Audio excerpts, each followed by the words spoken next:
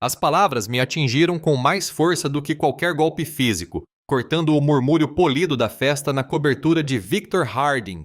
Sarah, ela não sabe de nada e precisa continuar no escuro. Ela é o nosso motor perfeito. Meu copo de uísque escorregou, gotas de suor frio brotando nas minhas palmas, enquanto a voz de Victor, suave como sempre, selava o destino inconsciente da minha esposa. Ele olhou para mim, um sorriso fugaz, quase imperceptível, antes de voltar à sua ligação. O ar na cobertura de Victor Harding estava impregnado com o aroma de perfume caro e falsa cordialidade. Eu me movia entre as pessoas como uma sombra, uma estranha na minha própria vida, tomando um gole de uísque que mal conseguia sentir o gosto. O copo parecia pesado, sólido. As festas de Victor eram sempre iguais. Um palco para ele exibir seu mais recente empreendimento filantrópico, seus convidados um cenário brilhante de doadores e arrivistas.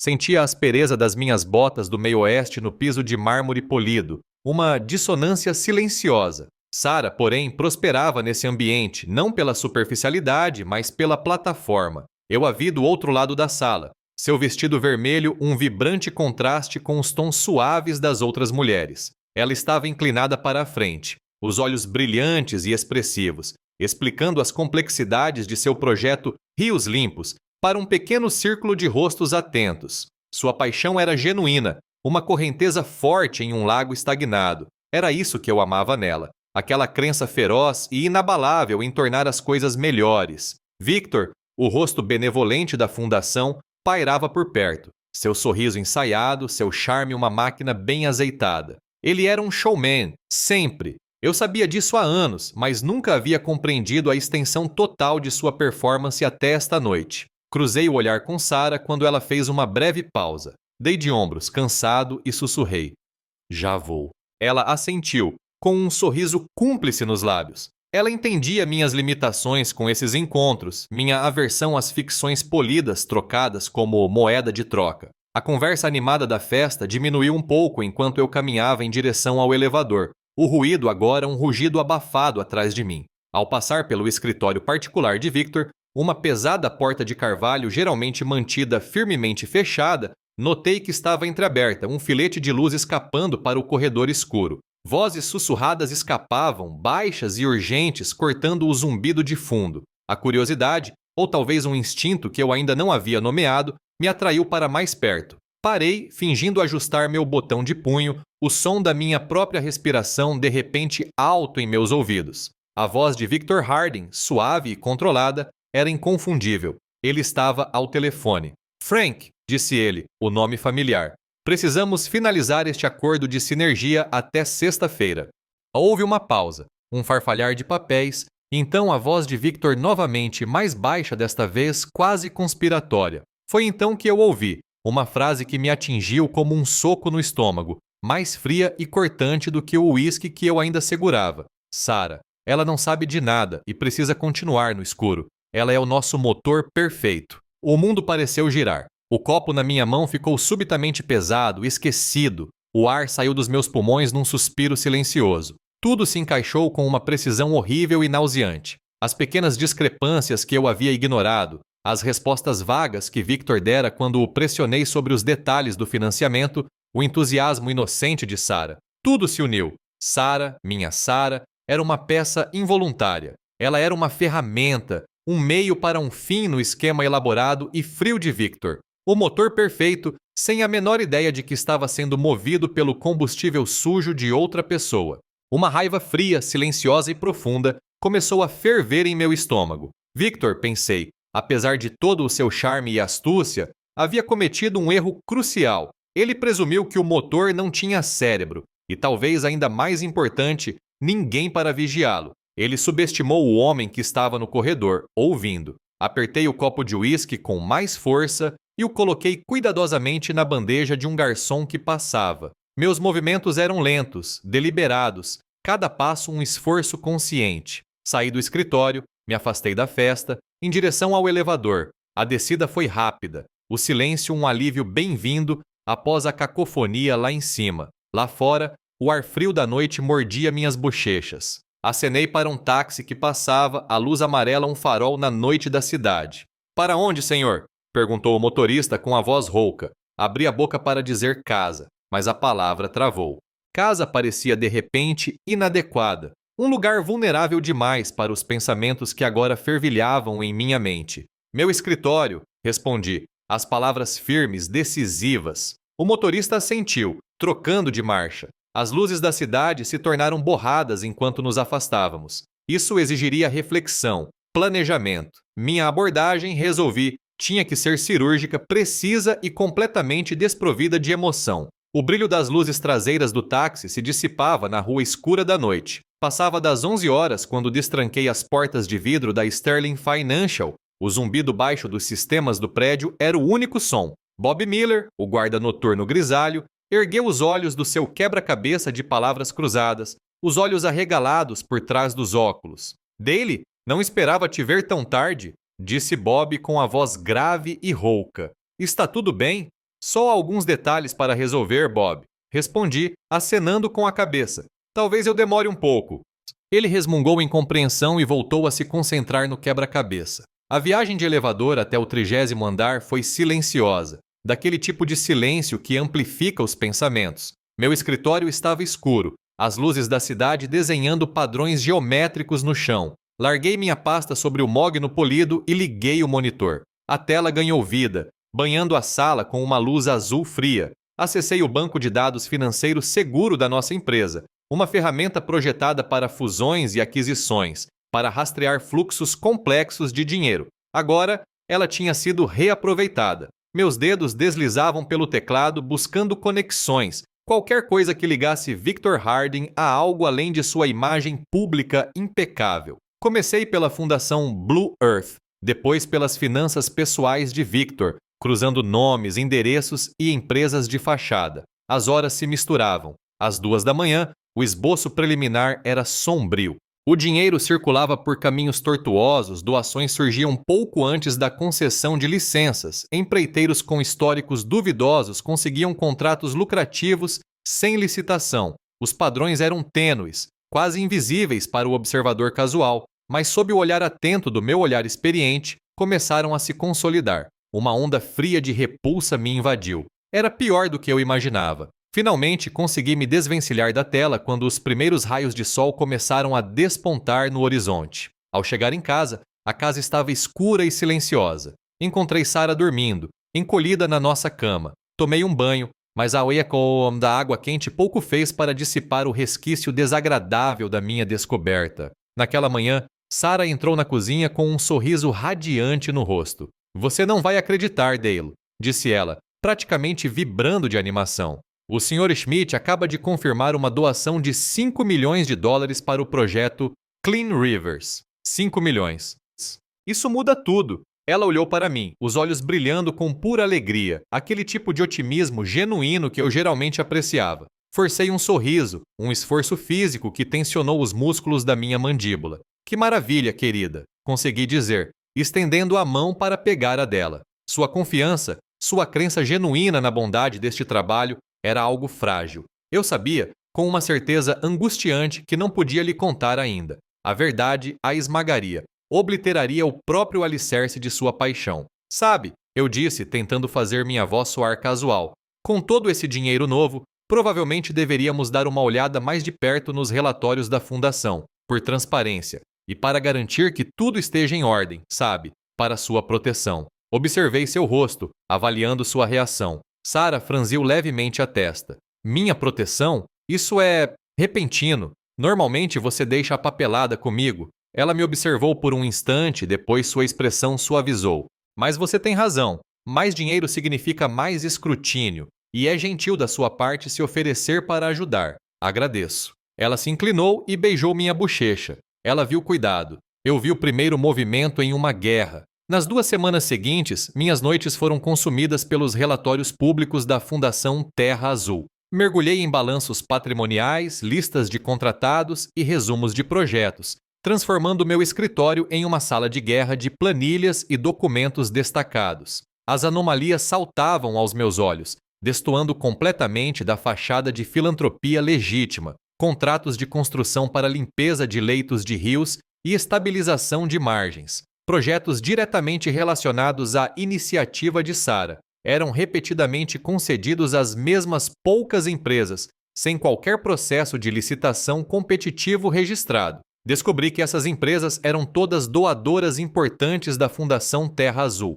Ainda mais condenatórias eram as cronologias. Grandes doações, às vezes de milhões, apareciam nos registros da Fundação apenas semanas antes de as mesmas empresas doadoras receberem licenças ambientais favoráveis ou autorizações de zoneamento para seus próprios projetos não relacionados. Era um padrão claro, uma sofisticada troca de favores disfarçada de caridade. Então, eu encontrei a ligação direta. A Titan Minerals de Frank Dixon, uma empresa infame por suas violações ambientais passadas e multas pesadas, agora aparecia como uma das principais contratadas do projeto Rios Limpos. Estavam sendo generosamente pagos para limpar rios que suas operações passadas provavelmente haviam poluído. A ironia me deixou com um gosto amargo na boca. Victor, o defensor da água limpa, estava usando sua fundação para lavar a reputação e garantir os lucros futuros dos poluidores. As evidências eram convincentes,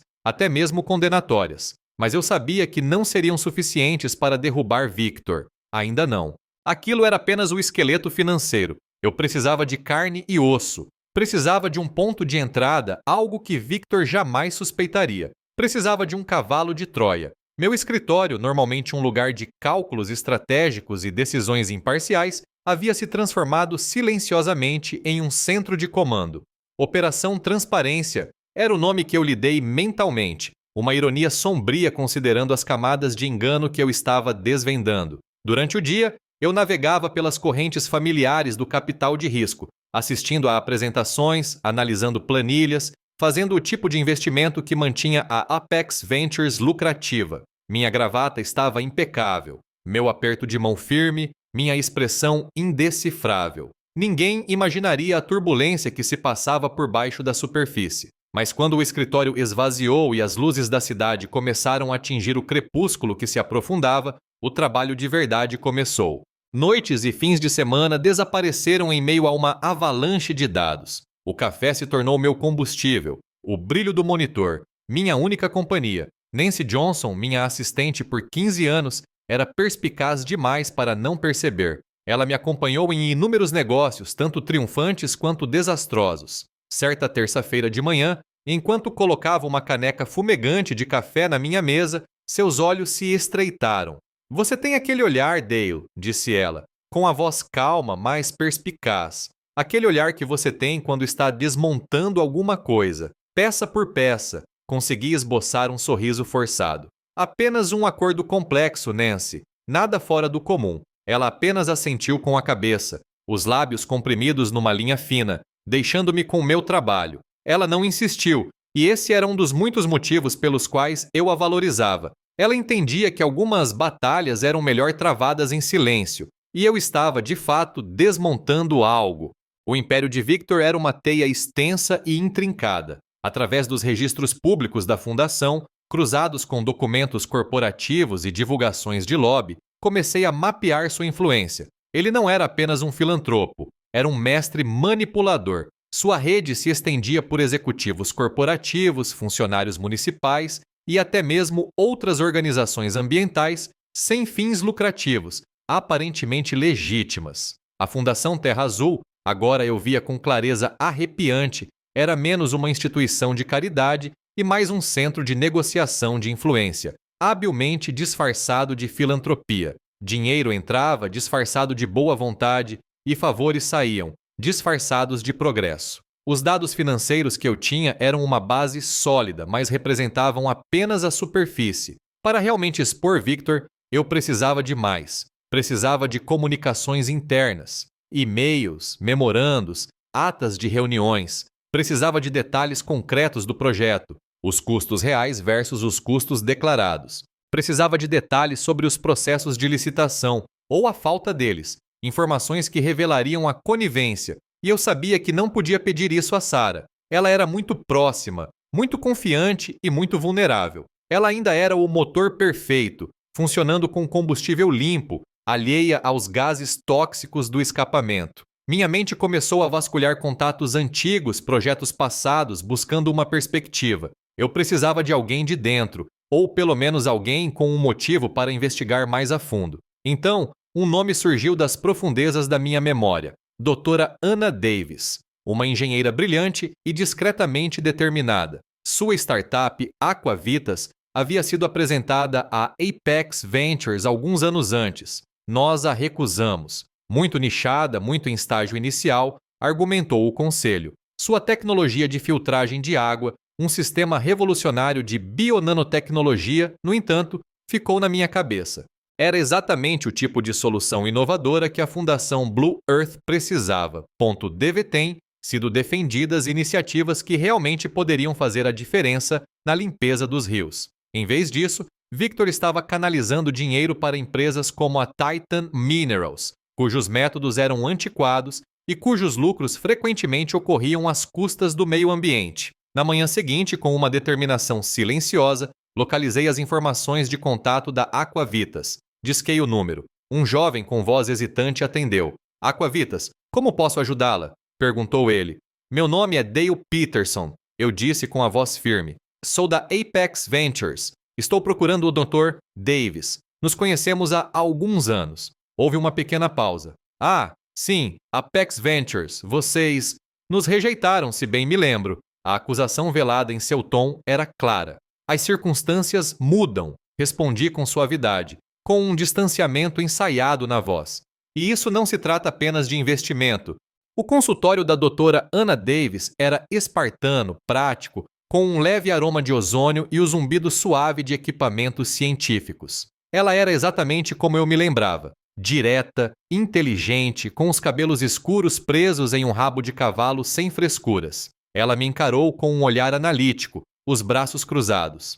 Sr. Peterson, começou ela, admito que estou curiosa. A Apex Ventures geralmente não retorna o contato depois de um não, principalmente não para algo que não seja estritamente sobre investimento. Sentei-me à sua frente com as mãos repousando calmamente sobre a mesa. Dr. Davis, compreendo seu ceticismo. Nossa avaliação inicial da Aquavitas baseou-se puramente em um modelo de capital de risco. Alto risco, retorno a longo prazo. Mas recentemente tive motivos para reconsiderar o contexto mais amplo em que sua tecnologia se encaixa. Inclinei-me ligeiramente para a frente, baixando a voz. Especificamente, a Fundação Blue Earth. Ela ergueu as sobrancelhas com um lampejo de surpresa nos olhos. Tenho feito algumas observações informais. Continuei, escolhendo minhas palavras com cuidado. Minha esposa, Sarah, trabalha lá, como você sabe. Percebi ineficiências, uma certa má gestão de recursos, o tipo de estrutura em que soluções verdadeiramente inovadoras e econômicas muitas vezes são ignoradas. Fiz uma pausa, deixando a informação ser assimilada. Sua bionanotecnologia, Dr. Davis, é revolucionária. Ela oferece um impacto genuíno e mensurável para as comunidades e um valor real. É exatamente o que a Fundação busca. Deve o que estariam procurando se eles estivessem realmente focados em sua missão. Anna descruzou os braços com um leve toque de frustração, ou talvez resignação em sua postura. Dizer que é negligenciado é um eufemismo, Sr. Peterson. Já apresentamos nossa proposta para inúmeras organizações, grandes e pequenas. Elas gostam do conceito, dos números, do potencial, mas é sempre a mesma coisa. Muito novo, muito disruptivo para os contratos existentes, muita burocracia. Ela balançou a cabeça. Elas preferem os métodos estabelecidos, geralmente mais caros, aqueles que deixam todos confortáveis. Exatamente, eu disse, com uma satisfação sombria se instalando em meu peito. Confortável, talvez, mas não eficaz. É aí que você entra. Recostei-me fazendo contato visual.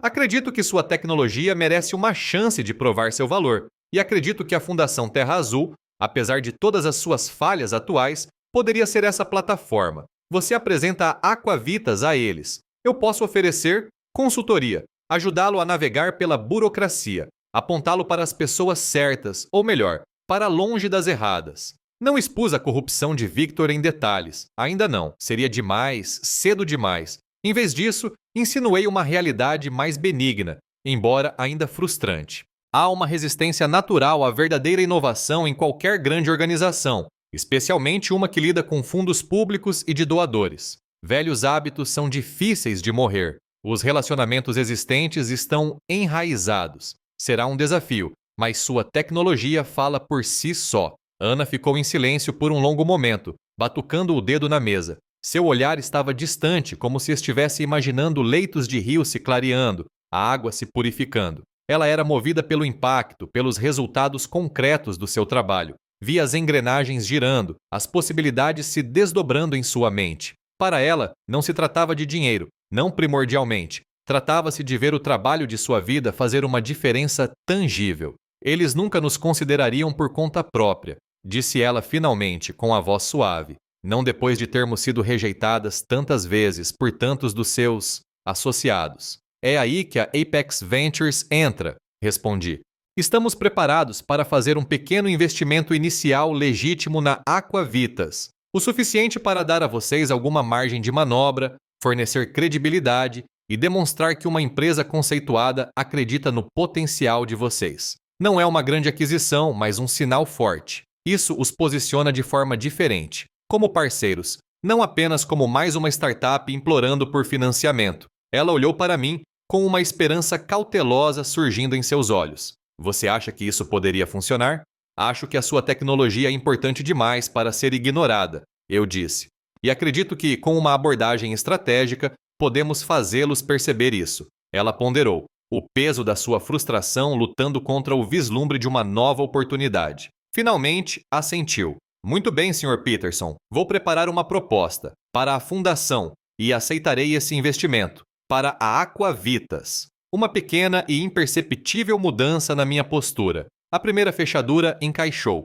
Eu havia garantido uma peça crucial do meu cavalo de Troia. A Dra. Anna Davis era um turbilhão de energia concentrada. Ela trabalhou incansavelmente em sua apresentação para a Fundação Blue Earth, e seu entusiasmo pela tecnologia era contagiante. Trabalhei ao lado dela à noite, refinando os slides e aprimorando seu discurso. Minha orientação não se concentrava em gráficos chamativos, mas sim em eliminar o jargão e destacar os números concretos, a drástica redução de custos que sua bionanotecnologia oferecia em comparação aos métodos tradicionais, a eficiência superior e o impacto ambiental mensurável. Victor entendia de lucro e imagem, e essa era a linguagem que usaríamos. Sarah, ao ver os slides preliminares de Ana pela primeira vez, ficou genuinamente comovida. É isso, Dale, disse ela, com a voz repleta de uma reverência esperançosa. Era para isso que o Rios Limpos sempre deveria ter sido.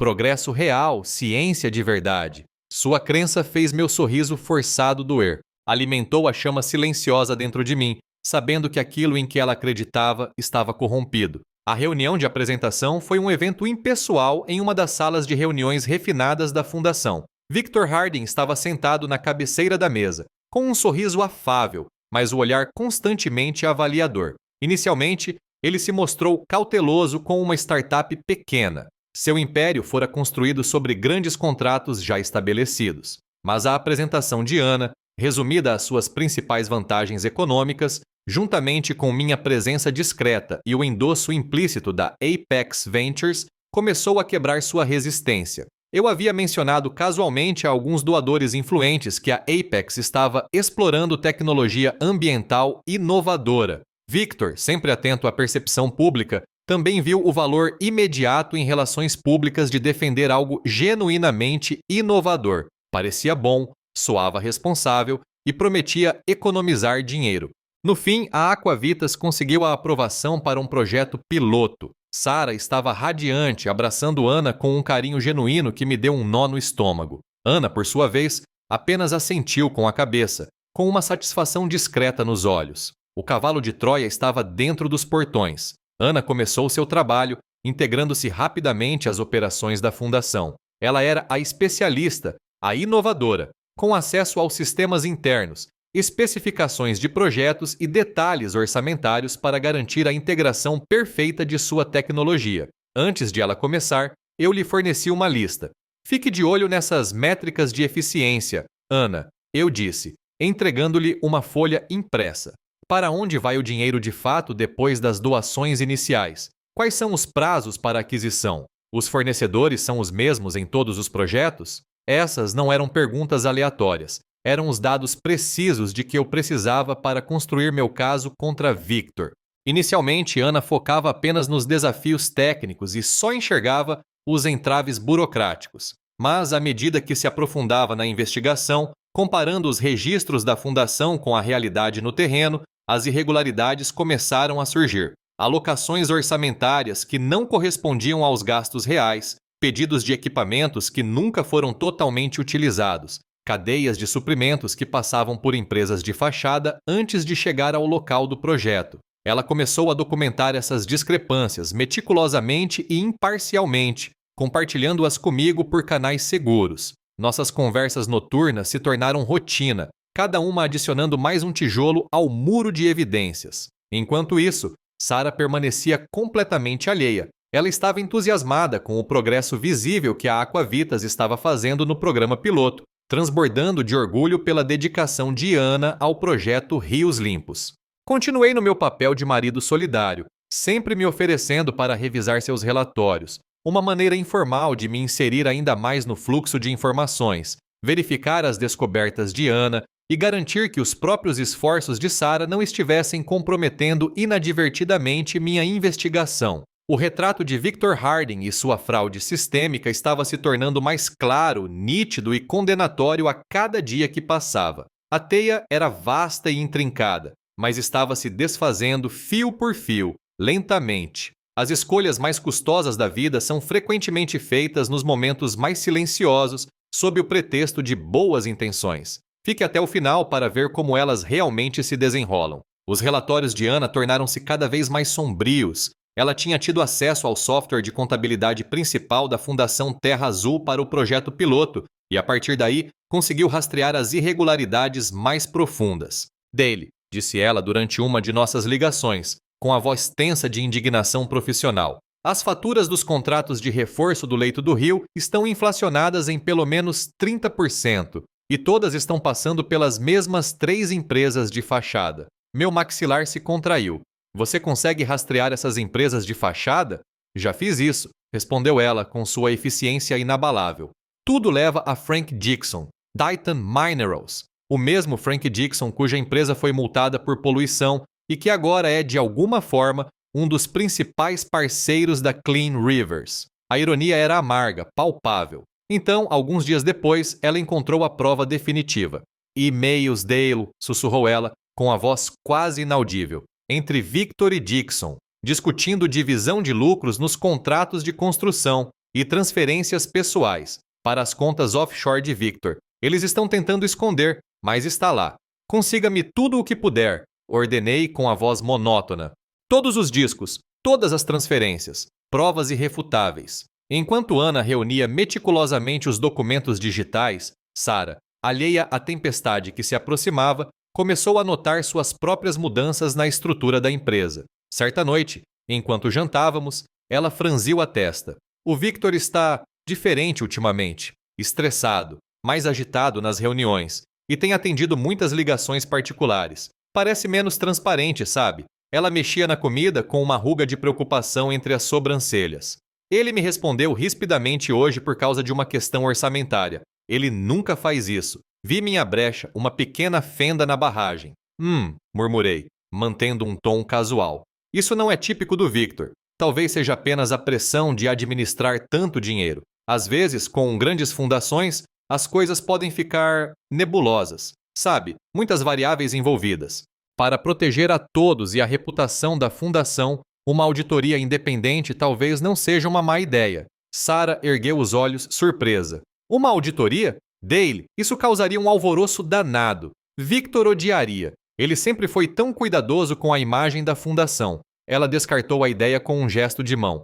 Tenho certeza de que é só uma fase difícil. Ele é um bom homem, tem boas intenções. Era doloroso testemunhar a confiança inabalável que ela depositava em Victor. Isso me fez lembrar mais uma vez dos danos colaterais que inevitavelmente isso causaria. Alguns dias depois, Ana entregou um pequeno pendrive criptografado passado discretamente durante um almoço de negócios encenado em um movimentado café no centro da cidade. Está tudo lá, disse ela, olhando nos meus olhos do outro lado da mesa. Propinas, faturas superfaturadas, transferências para o exterior. A parte dele nos contratos da Titan. É uma bagunça.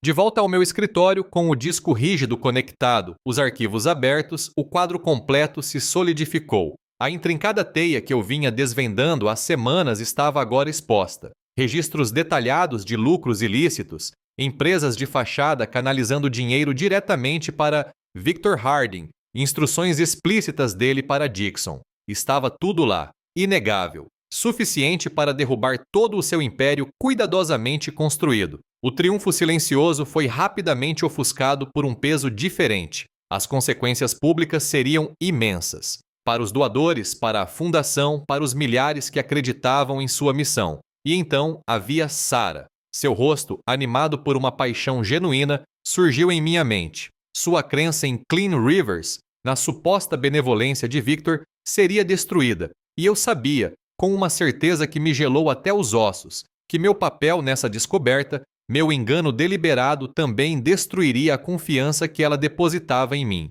Era um preço que eu havia previsto, mas que agora sentia com uma realidade esmagadora. Eu precisava ser cirúrgica, não emotiva. A melhor maneira de expor Victor para garantir o máximo impacto e minimizar sua capacidade de controlar a narrativa era por meio de um vazamento anônimo, um jornalista financeiro de confiança, alguém que entendesse as complexidades da má conduta corporativa, alguém que faria as perguntas certas e buscaria a verdade sem medo. O dossiê era uma pasta grossa, repleta de cópias impressas de e-mails, registros de transferências financeiras, extratos bancários e planilhas anotadas. Cada página era um prego no caixão de Victor Harding. Passei dias organizando-o meticulosamente, garantindo que cada prova fosse referenciada e hermeticamente fechada. Era um pacote anônimo, enviado por mensageiro para Catherine Vance, uma jornalista financeira cuja reputação por desenterrar irregularidades corporativas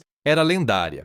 Seu escritório ficava em uma cidade a centenas de quilômetros de distância. A distância era um bom isolante. A espera começou. O silêncio era pontuado pelo zumbido sutil do mundo. Então sussurros começaram a circular. Não em público, ainda não, mas pelos círculos fechados dos principais doadores da fundação, por canais obscuros no distrito financeiro. Victor, sentindo-se encurralado, tornou-se um fantasma do que fora. Seu charme refinado se desfez, substituído por uma paranoia crua e agitada. Ele dava ordens aos berros, repreendia a equipe e realizava reuniões frenéticas e silenciosas a portas fechadas. A fachada impecável estava rachando. Sarah estava profundamente perturbada. Quase todas as noites chegava em casa com uma expressão confusa, relatando cenas de crescente tensão. Ele está parecendo outra pessoa, Dale, dizia ela, andando de um lado para o outro na sala. Ele está acusando pessoas de deslealdade, falando sobre vazamentos internos.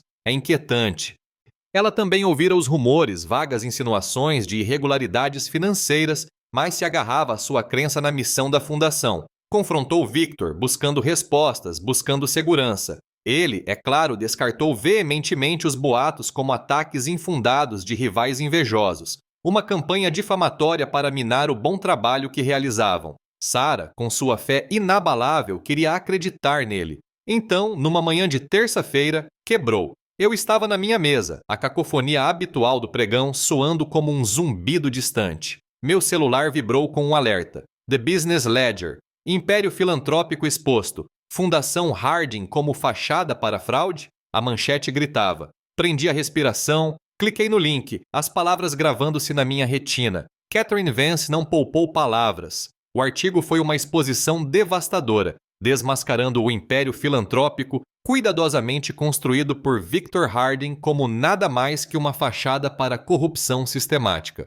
Detalhou o acordo com a Titan Minerals, a intrincada rede de empresas de fachada, as faturas inflacionadas e o flagrante desvio de doações para a caridade, tudo comprovado por minhas evidências meticulosamente compiladas. Ligou Victor diretamente a ganhos financeiros pessoais, contas offshore e uma chocante traição à confiança pública. Um pequeno parágrafo, mais escondido, mencionava Sarah. A senhora Miller, uma ambientalista apaixonada, parece ter sido uma figura decorativa involuntária no projeto Rios Limpos, sua dedicação genuína tragicamente explorada pelo próprio homem em quem confiava. Figura decorativa involuntária. As palavras ecoavam, frias e clínicas. Meu telefone tocou. Era Sarah. Sua voz, geralmente firme e calma, estava trêmula, rouca. Daily, ela disse com a voz embargada. Você viu as notícias?